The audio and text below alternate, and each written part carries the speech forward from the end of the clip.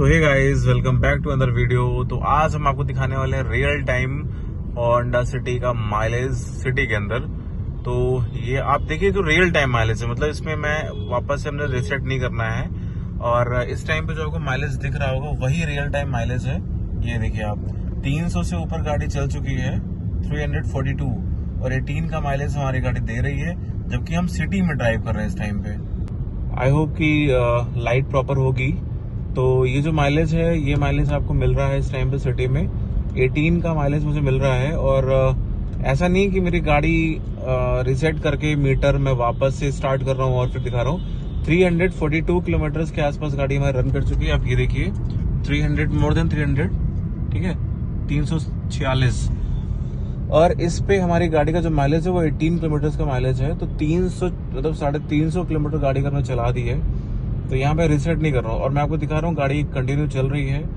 इस टाइम पे हाईवे पे हैं हम और गाड़ी का जो माइलेज है वो 18 का माइलेज है सिटी में, जब बम्पर टू बम्पर ट्रैफिक आ रहा है हर जगह पे। मतलब अभी जब मैं था वहाँ कमता पे तो वहाँ जाम था।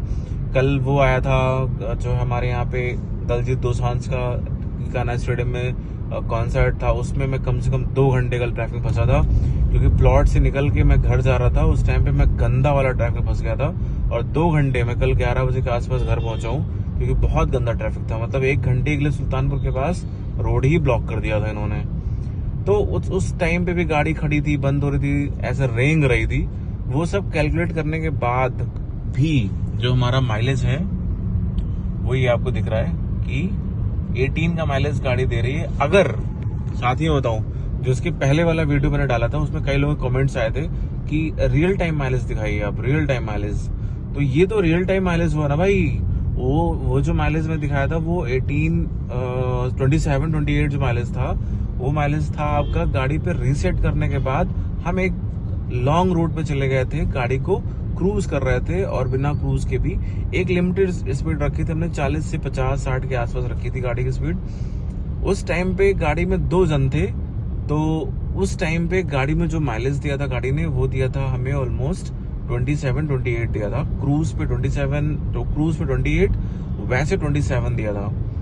इस टाइम पे गाड़ी में मैं अकेला हूँ, तो इसलिए गाड़ी का जो, और ये उसके बाद से गाड़ी चली रही है लगातार एंड रिसेट नहीं किया है। तो आप ये देखिए ट्रिप 1 ट्रिप 2 दोनों जो है A एंड B, देखिए आपको दिख रहा होगा ये A एंड B दोनों, ये मीटर है, कंसोल आपको दिख रहा होगा क्लियर, ठीक है। MID आपको चेक करा दे रहा हूँ मैं पूरा चलते हुए, क्योंकि ये अभी बढ़ेगी भी, में A है और ये B है, आप देख लीजिए खुद। तो इस पे गाड़ी का माइलेज जो है 17.8 एंड 18 दिखा रहा है, ठीक है।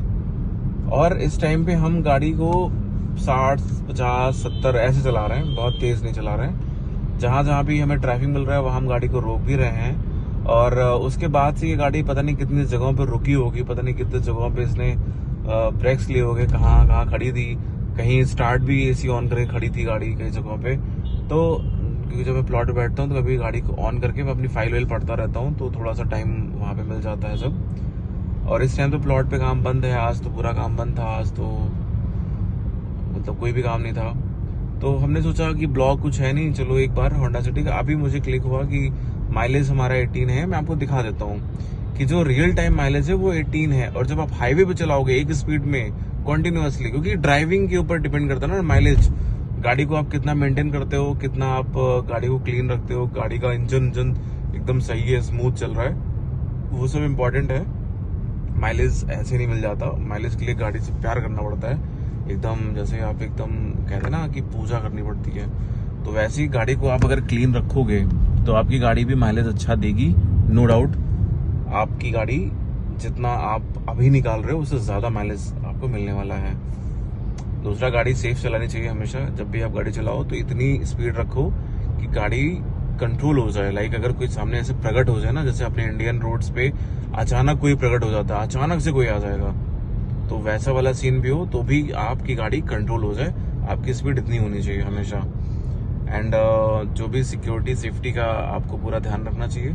गाड़ी खरीदते समय भी आपको ध्यान रखना चाहिए, माइलेज के साथ साथ सिक्योरिटी से कॉम्प्रोमाइज कभी मत कीजिए। अगर आपकी गाड़ी का माइलेज जो है गंदा आ रहा है तो वो सिक्योर गाड़ी है ये भी इम्पोर्टेंट नहीं है, या फिर सिक्योरिटी के चक्कर में कि गाड़ी का माइलेज तो ठीक है यार 25-30 मिल रहा है, गाड़ी कोई भी हो, कागज का डिब्बा उठा लिया आपने, तो उसमें भी दिक्कत होती है। इसलिए गाड़ी हमेशा सेफ खरीदनी चाहिए जिसमें सिक्योरिटी के पर्पस, सेफ्टी के फीचर्स अवेलेबल हों। एटलीस्ट 4-5 एयरबैग्स तो होनी चाहिए, एंड गाड़ी ऐसे बजाने पे बजे ना, चद्दर वगैरह अच्छी यूज होनी चाहिए उसमें। और साथ में कुछ और चीजें भी ध्यान रखनी चाहिए। गाड़ी कभी आप अगर ओवर स्पीड करते हो तो एटलीस्ट टायर आपके अच्छे हैं, अभी फ्रेश हैं, है ना। कभी कभी क्या होता है ड्राइविंग के टाइम पे गाड़ी के टायर्स ब्लास्ट कर जाते हैं, अगर टायर ब्लास्ट कर गए तो फिर कांड होने वाला है, फिर आप ये समझ लीजिए। ऐसी कई सारी चीजें आपको ध्यान रखनी पड़ती हैं, बहुत सी चीजों का आपको मेजरमेंट करना पड़ता है। वो चीज तब होती है जब आपको गाड़ी से प्यार होगा, लगा होगा। ऐसा नहीं कि गाड़ी चलाई खड़ी कर दी। मोस्टली कुछ लोग तो ऐसे होते हैं ना कि जिनको गाड़ी में हवा है कि नहीं उनको पता ही नहीं होता। गाड़ी में उनको बस उनको चलाना होता है गाड़ी, जब तक वो गाड़ी फटने लगे या कुछ दिक्कत हो जाए तब तक वो खींचते हैं गाड़ी को।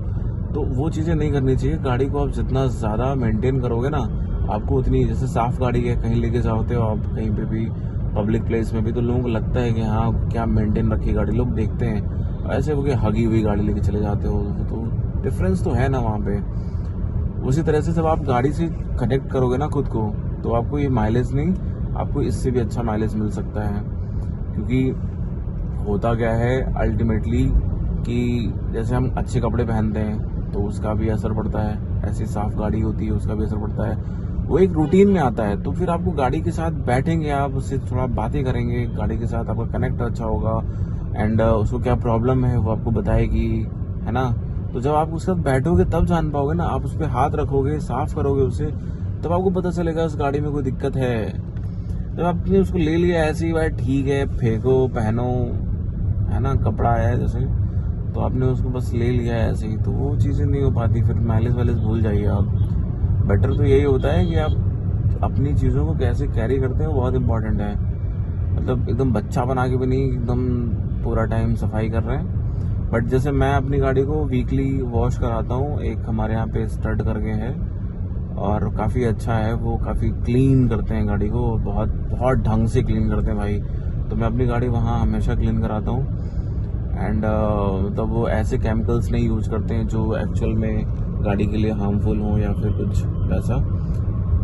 तो ये चीज़ हो गई। दूसरा, टायर हवा वगैरह चेक कराओ, अवेलेबल है तो नाइट्रोजन डलवाओ, नहीं तो एयर ही डलवाओ, बट हमेशा एयर लो गाड़ी की।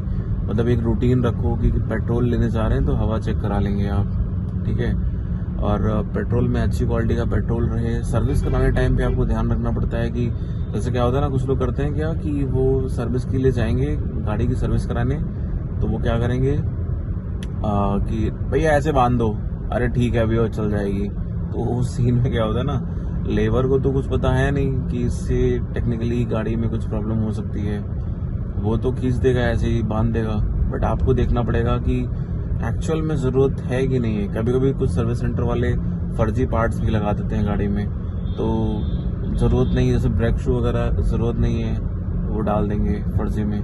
तो वो चीज़ें आपको देखनी पड़ेगी, वो तब जब आपको थोड़ी टेक्निकली आप उससे थोड़ा कनेक्ट करेंगे तब जान पाएंगे उस टाइम पे, फिर आपको माइलेज अच्छा मिलेगा गाड़ी का। जैसे अभी मुझे 18.1 हो गया है अभी, तो मैं दिखाता हूँ आपको। इतनी देर आपसे बात करते करते ना, देखो इस टाइम पे 18.1 चल रहा है गाड़ी में माइलेज सीरियस।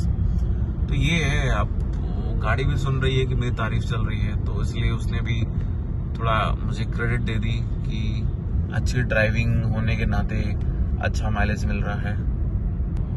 साथ ही एक और चीज मैं बताऊंगा, गाड़ी कभी उधार देने से बचिए। अगर कोई आपसे मांग रहा है ना गाड़ी, तो आप ये समझ लीजिए कुछ चीजें हैं जो उधार नहीं दी जा सकती हैं, तो वो चीजें आप भी ध्यान रखिए कि एक तो गाड़ी हो गई और बाकी आप खुद समझ जाइए। तो वो उधार नहीं दी जाती हैं। अगर आप उधार देते हो तो फिर आप समझ जाओ, गाड़ी अगर आपने उधार दे दी तो वो बंदा उसके साथ में इतना गंदा गाड़ी चलाएगा कि मुझे नहीं लगता कि वो आपकी तरह गाड़ी को क्लीन करके रखेगा या फिर थोड़ा इज्जत से चलाएगा। वो मुझे लगता है कि जब इंसान को ऐसे मिलती है ना कोई चीज़, तो फिर उसको खींचता है, वो एकदम फ्री टाइप का है ना, कि फ्री मिली है तो जब तक है तब तक नचा दो, वैसा वाला सीन होता है। तो कभी गाड़ी को उधार दो, किसी को बुरा मानना है बुरा मान जाए, बट अगर आपको लगता है कि वो बंदा ठीक से गाड़ी को रखता है तब तो उधार दे दो, अदरवाइज मत दो भाई, मना कर दो, साफ साफ मना कर दो, कोई टेंशन नहीं है। जिसको समझ होगी वो समझ जाएगा। अगर कोई है जो एकदम रैश ड्राइविंग करता है तो उसको गाड़ी देने की जरूरत नहीं है, मुझे लगता है कि मत दो, वो ज़्यादा सही है। और अगर आपके पास कोई ड्राइवर है और आपकी गाड़ी जो है गंदे तरीके से चला रहा है लेकिन आप कंडीशंस में फंसे हुए हो कि मना करोगे तो फिर खुद चलाना पड़ेगा, तो भाई देखो कॉम्प्रोमाइज़ करोगे तो वहाँ पे आपको माइलेज, गाड़ी की लॉन्ग लाइफ नहीं मिलेगी आपको। जैसे क्या होता है, रस्टिंग हो जाती है गाड़ी में, कहीं बाहर खड़ी हुई है, मिट्टी पड़ी हुई है, सड़ रही है, तो आगे चल के वो जो बॉडी के वो पार्ट्स हैं ना वो डेड हो जाते हैं, मतलब रस्टिंग, और फिर वो बेकार हो जाते हैं। तो इसलिए उन चीज़ों से भी बचना पड़ता है। काफ़ी चीज़ें हैं जो आपको ध्यान रखना पड़ता है गाड़ी में, ऐसे ही आपको माइलेज नहीं मिल जाएगा। देखो 18.2 हो गया, देख देख देख देख, तो यहाँ वहाँ ना फेंक।